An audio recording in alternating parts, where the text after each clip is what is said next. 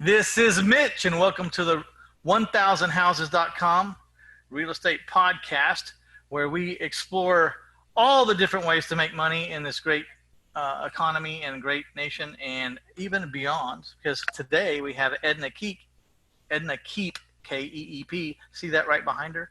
Edna Keep. She's in Saskatchewan, Canada, even. So, how you doing today, Edna? I'm doing great, Mitch. It's so nice to talk to you again. We've interviewed before. It was interesting, and you've got some new stuff coming out. You have a free giveaway for the listeners here. It's called 90 Days to 5K, multifamily with OPM, or other people's money. So Be sure and get that digital copy of the book over there at 1000houses.com/Edna Keep. And I think you can see how to spell it right there in the background. So, so for those of you who haven't listened to the previous podcast with Edna, tell us a little bit about your background. Sure. So, Mitch, my story kind of starts back. I was 16. I became a single mom at the age of 16, and a lot of people gave up on me for a while. I kind of gave up on myself, thinking, "Oh my gosh, how could you get yourself in a situation like that so young?" And I had people say, "Oh, you ruined your life," and all this sort of stuff. But I didn't ruin my life. My daughter was actually one of the best things that ever happened to me. It really got me to grow up, maybe sooner than I should have, but it didn't matter. Now I'm a multi-millionaire real estate entrepreneur.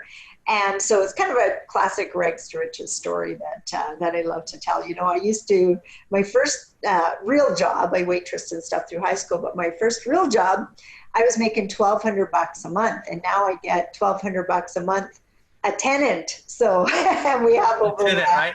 So I saw, that's one thing that's catchy about your bio. It'll stop you in your tracks. You know, it's from single mom to $65 million in real estate assets.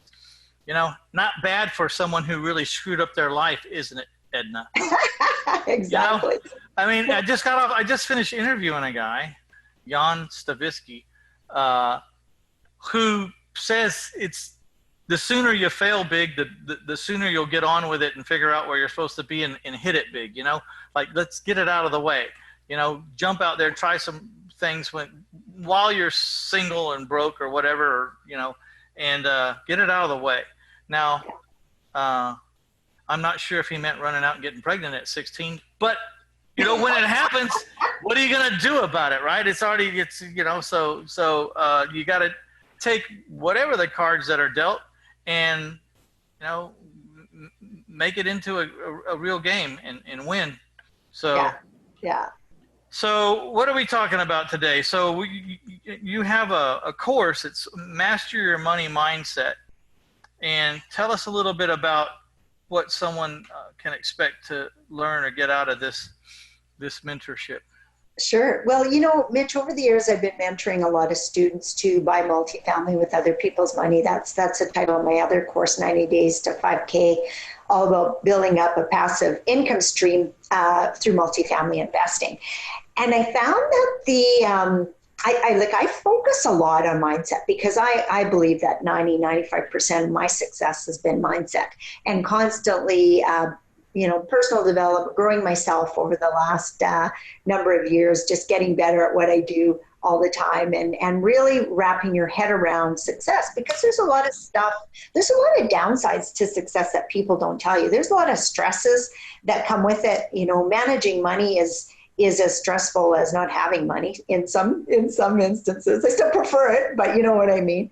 Well, making a lot of money, especially at one time, can cause more problems than it solves. I mean, for a lot of people who are not ready or have not heard or have not reviewed the things that can happen, you know, it can get pretty ugly.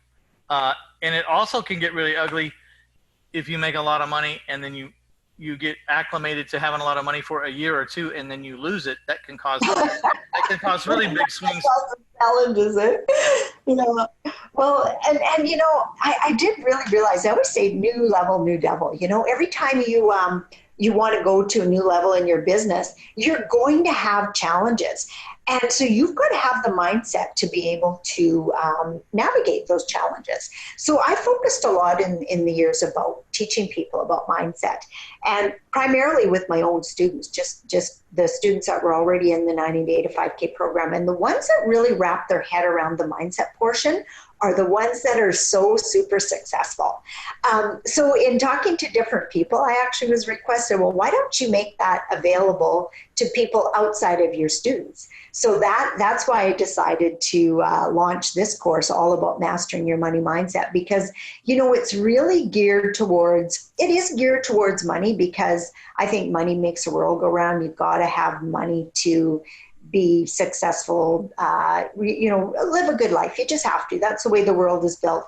So mastering your money mindset is about really allowing yourself to make the kind of money that you want to. And it's totally a mindset shift.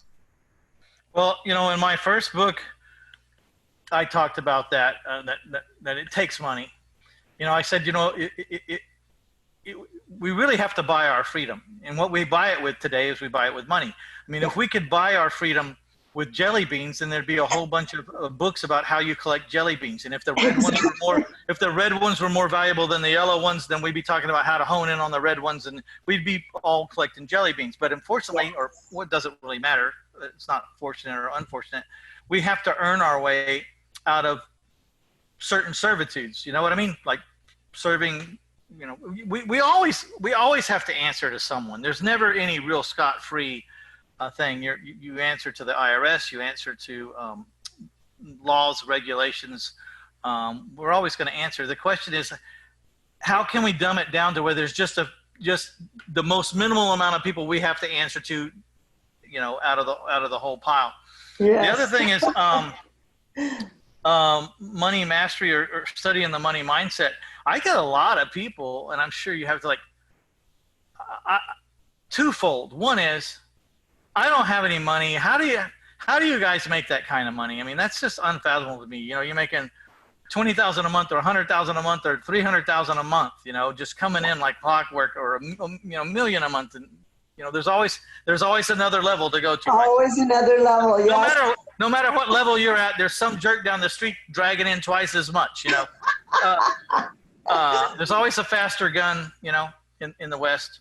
So they ask, you know, how do you do that? And I say, well, you know, how often do you study money?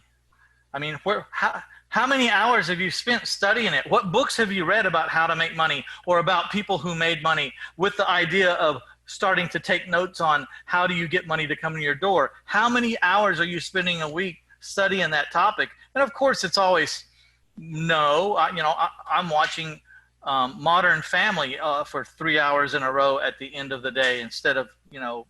Well, I said, well, that's the problem.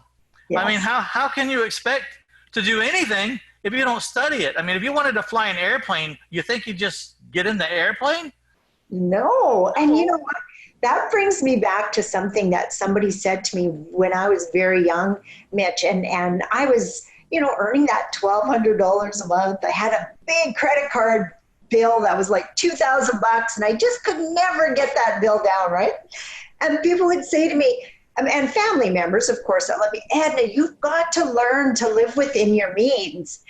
And I thought, if I got to learn something, I want to learn how to be rich. I don't want to learn to live within my means. That's bullshit. I don't like it. How about we learn how to expand our means? Yeah. Then we don't have to learn to live within them. We just can grow. We can grow into our means. Like, we can spend some more now because my means just got bigger. Yes. And that's what I decided to study. And that's what I started to study. You know, and you know, mentorship is so important in this, Mitch, because if you're taking your advice from, you know, your neighbor, or even your father, who means well, but he's never earned much beyond, you know, a decent wage, you know, 40, 50,000 a year. Nothing wrong with that. But if you want to be rich, those are not the people you want to take advice from. You've got to take advice from people who actually got rich. And that's another premise with my book, 90 Days to 5K, is we've done it. Like we built our first $5,000 a month in passive income in 18 months. but we didn't do it by ourselves. We took a whole education coaching program through Robert Kiyosaki, and had mentorship and partners and all kinds of people to help us. To this day, I have mentors that are doing better than I am. I would never be without a coach or a mentor, ever, ever. Because, sorry about that. Life happens. I love it. I love it. Hey, look, this lady's making money, and she's got this screaming dog.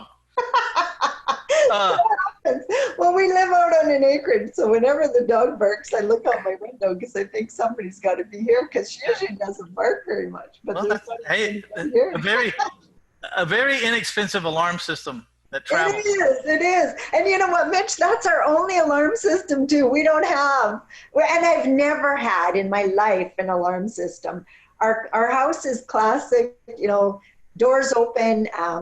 We always tell kids, all my daughter's friends, if you're ever stuck, just our doors open 90% of the time unless we're gone for the weekend. Just come in. Don't even frickin' knock at the door. Just come on in. It's open for you. But yeah, she's our only alarm system. So let's say, you know, when I was starting out, let me back up. When I was starting out, I started reading all the autobiographies of the people that I admired.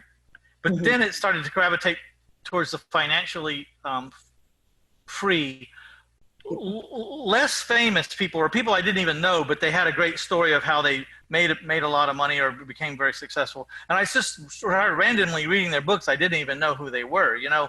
And there start to be these trends. One of the most famous books that I started with by accident, didn't even know what it was.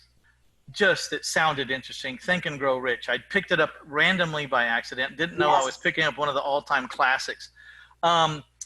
Said a whole bunch of things to me, because it said that great wealth could come from anywhere, from any person of any ethnicity, any level of education, any lack of education. It could come out of the most unlikely people who weren't afraid to fail and get back up and then learn from it and go forward. It didn't matter if you had a Harvard degree or you had just been picking cotton your whole life and you didn't know anything else. Because we have this beautiful machine up here. And sometimes the common sense is more important than all the minutia, because you can figure things out if you have common sense. I like to tell people, I'm not very smart. I don't test good at all. I test horribly.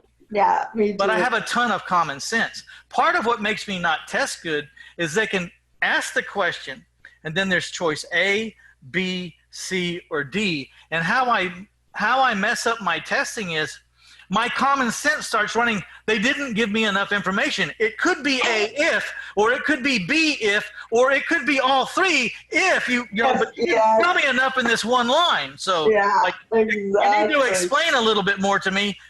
Some people say that's a sign of genius. I think it's a sign of how I got almost failed out of school, because I can't answer a test question. So common sense, how important is just plain old common sense?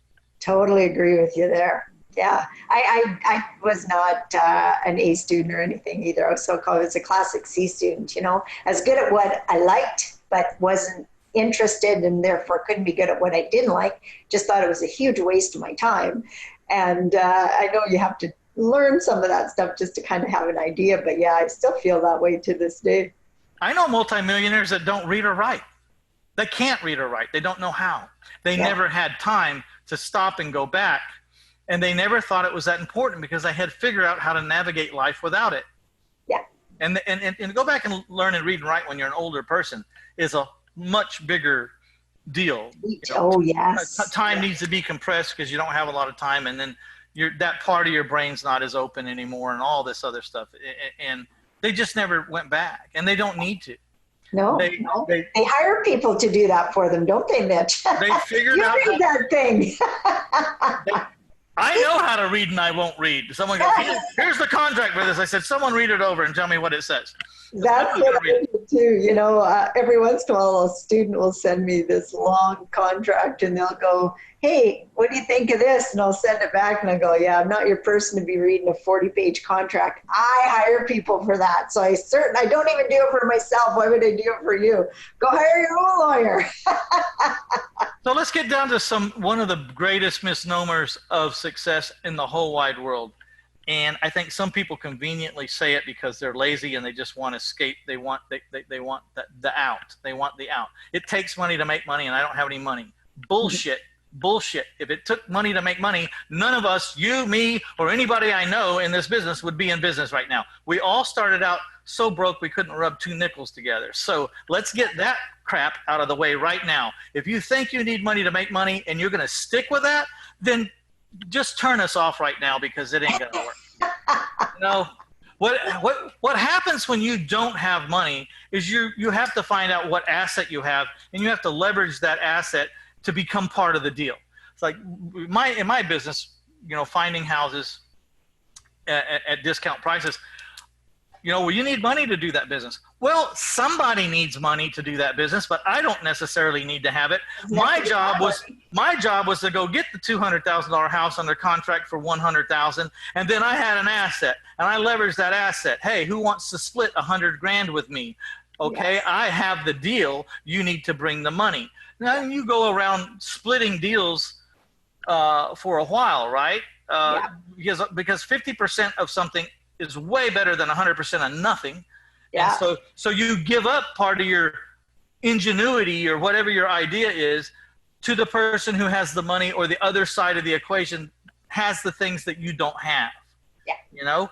And then after a while, you may or may not need to split with anybody because you'll have, you know, racked up your own account, your savings account, or your finances. But if you're smart, you probably stay with these people anyways, because sometimes 1 + 1 = 3. So, and the quality of life is all better and everything.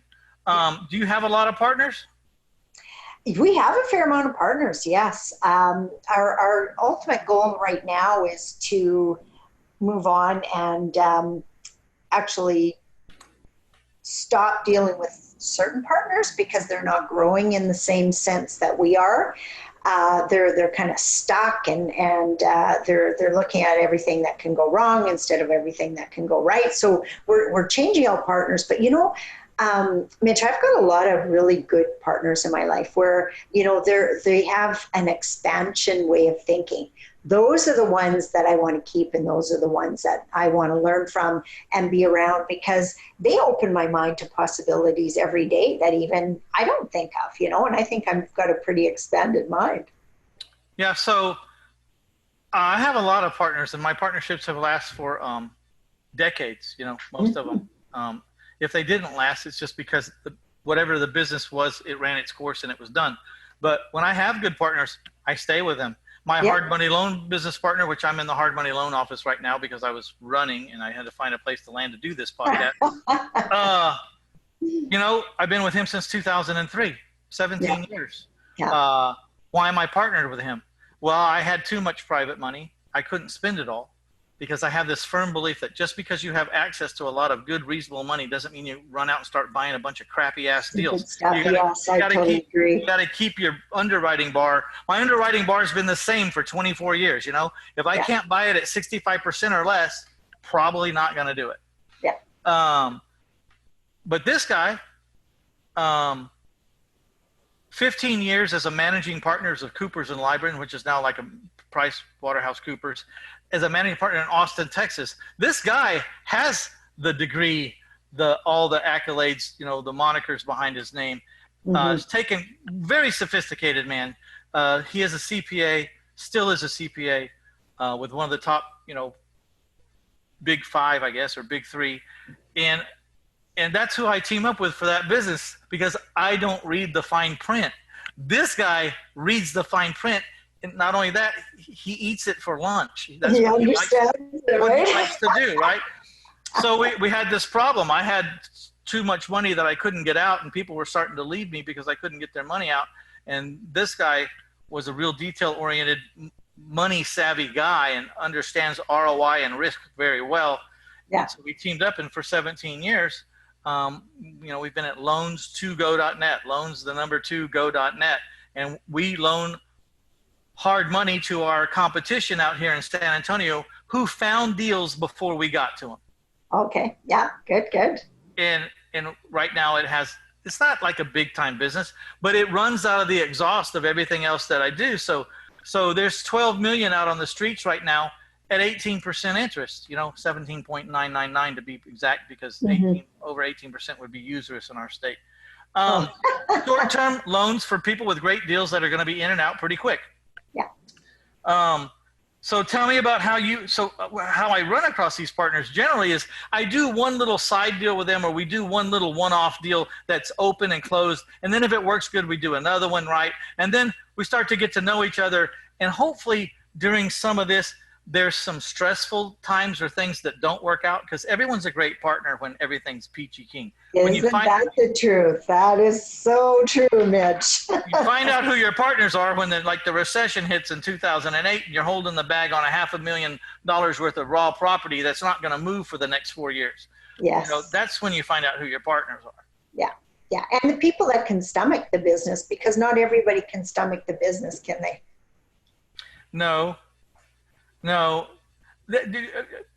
can't even really point out to all the things that probably I'm analyzing as I'm saying that guy's probably a good partner. I probably don't even know a fraction of the things that I'm kind of sizing up in it all, but it's all this one big feel of that's the guy. Yeah, you know what? It's an intuition that you've developed over the years, Mitch, from getting those good ones, and you get that feeling. Yeah, I totally get it. It's a feeling that you get from people, whether they're going to be a good partner or not. We've turned down many as well, because just different things that they've said, which you're not getting this. You're not understanding the ups and downs of the market. So yeah, you probably wouldn't be a good fit. Oh no, but I want to earn the 12% interest. Yeah, of course you do. But what if? Yeah. Mine was also like the partners that I have always shied away from were the ones that were too nitpicky or too, the fight, well, why did you spend, $1,150 on this tile? I could have got it for $1,125. I'm like, this is bullshit. Yeah. If you're so great, you go do it, right? Right. Yeah, I made the call. I got it done. They're over there walking on it right now, and you want to bitch about $50? I mean. Yes, I know. Yeah, no. That's lots of people. They find 150 excuses why something won't work. They'll tell you all of them.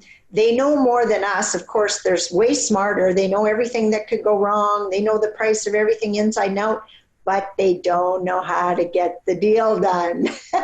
One of the things I like about all my partners is we'll sit down. We're always looking at the back door. Like what's the worst thing can happen to this? Can we get out of this burning house? If it catches on fire, can we get out of this burning house? What is it going to take? And, we get down to this point where it's like, if this doesn't work, we're going to have to write a check for about 10 grand a piece. Are you good with that? And they go, yeah. Okay. So then we'll jump in. Okay. Yeah. That's the worst case. I don't think it's going to happen, but if it does, we're going to cut to plan Z, which means the last plan Z, and we're going to write a check and we're going to get out of this and we're going to sell it over here for this price and just get out of it. But we're going to make a run at this bigger upside. It doesn't happen very often. We don't fail very much, but I think it's really important to talk to your partners, as often as you can, what's the worst thing can happen on this deal that we're trying to make a decision on right now. Yeah. And if that decision is, we might lose some money, what's the most it could be? And are we all really willing to write a check for X amount if it happens? Well, and Mitch, I talk about that in my Master Your Money Mindset course too, because even investors or potential investors, they need to have the right money mindset to make money with their money on a consistent basis. They can't be panicking. They can't be, trying to ditch the deal and every time as soon as the first thing goes wrong, right? Like they have to be able to master their mindset to be able to follow through to make those deals come to fruition. One of the magical things about real estate is if you can give it enough time, you can usually outrun your problems. Yeah. Like bought something, wanted to do something with it. City gave me a hard time. It was crazy. So I rented it out to a couple of taco trucks, some food trucks, and it just made the payment.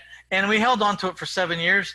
The neighborhoods got built across the street, and now we're making money. But I just had to find a way to hold on to it for a few years where it didn't cost me much or anything. And mentally hold on to it too, right, Mitch? So financially is one thing, but if it's absolutely driving you crazy, a person has to be able to manage that mentally as well, right? The whole just holding without making that money in the meantime. Yeah. I always believe there's another deal tomorrow, and there's another investor or money guy tomorrow. There's always another one. So if I have a deal now and I have a money guy, I put them together and say, well, that's gonna that burns the last money guy that we have right now today. If we do that deal, I said, maybe we don't have one right now, but we'll have another one. Just put those two together. We're dry now, so I have to go out and I got to go find some more people. So what? It's a never-ending thing. Never-ending, yes, exactly right. One of the things you'll never, ever stop doing as a real estate investor is you'll never stop looking for favorable funds. Yes. You'll never stop. Yeah. So do you do a lot with private money? Yeah. Private money, joint venture partners. We even have some programs where we can use registered funds as well. So we've done like in your country, it's called IRAs or and here it's called RSPs or LIRAs or stuff like that. We can do stuff with that too. Okay. So, the sponsor, which I forgot to mention in the show, is taxfreefuture.com. Thank you very much. If you do not have a tax deferred or tax free retirement plan or an account to grow your money tax free over a long period of time or forever for that matter, or some of them, then you don't have any idea the size of the tool that you're missing in your tool belt. Please go to taxfreefuture.com. Check out the 37 little video vignettes. My favorite videos are how you start with a little bitty piece of money, and then they show you some strategies how to grow that little bit of money into a lot of money in a very short period of time. So taxfreefuture.com. Thanks for the reminder. Sorry about that. No worries. Good time to throw it in. So again, I want you to go to 1000houses.com/Edna Keep, and I want you to get a free book called 90 Days to 5K, and it's multi-family with other people's money. It's how to get through it, So if you're broke and you're tired of being broke, stop using that excuse of it takes money to make money, because that's just bullpucky, and get out there and learn how you leverage what you can do. There are things you can do about your situation, and you need to discover what they are. You may not even know the choices that you have yet, but figure out one that you want to apply yourself and start becoming an asset to someone who does have money, and then you'll get your peace. So 90 days to 5K, multifamily with other people's money, or OPM. And then check out the course, Master Your Money Mindset. If you don't have money and you don't like that, then the first place you got to start is right here. It's the key to anything and everything.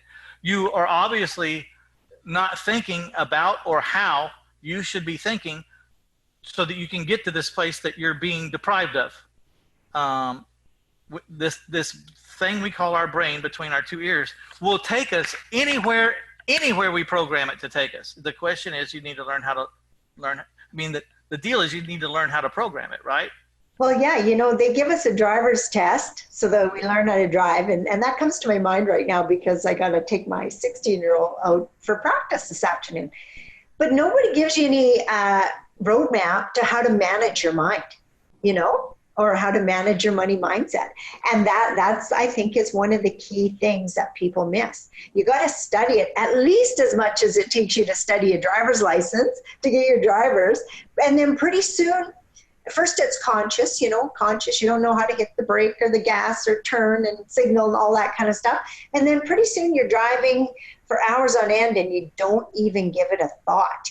And that's how money gets to be after a while, doesn't it, Mitch? I remember the first time I started driving, man. I was sweaty. I was at 10 and 2, you know, and then, you know, and passing a car on the other lane, I was just so petrified. And then like a year later, I'm eating a hamburger, smoking a cigarette, having a drink, and shifting with my feet, you know.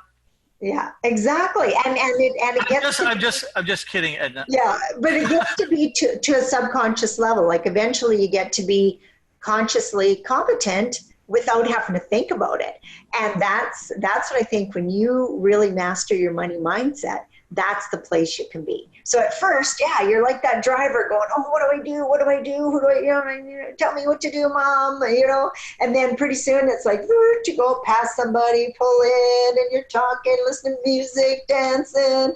And yeah, you can do all of that. So it's so key. And so many people forget to take the time to study.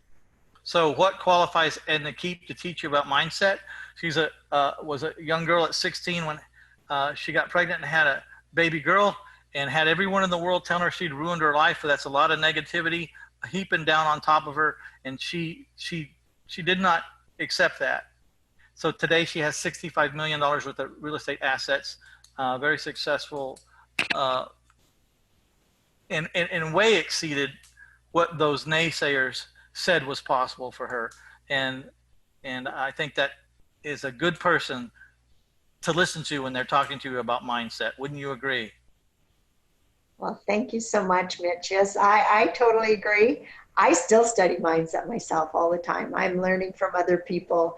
And, but yeah, I've definitely got the accolades to be able to teach it and show people how they can master their mind and make something of themselves. You have a fascinating story. I'm glad you came on. I would like to thank taxfreefuture.com. And I would also like to thank all the listeners who stopped by to get you some Edna Keep. Please go to 1000houses.com/Edna Keep and get your free ebook, 90 Days to 5K, Multifamily with Other People's Money. And check out and delve a little deeper into this course, Master Your Money Mindset. It's where it all starts, man. It's where it all starts. All right. This is Mitch Stephen. We're out of here. Bye, Edna. Thanks very much, Mitch. Take care.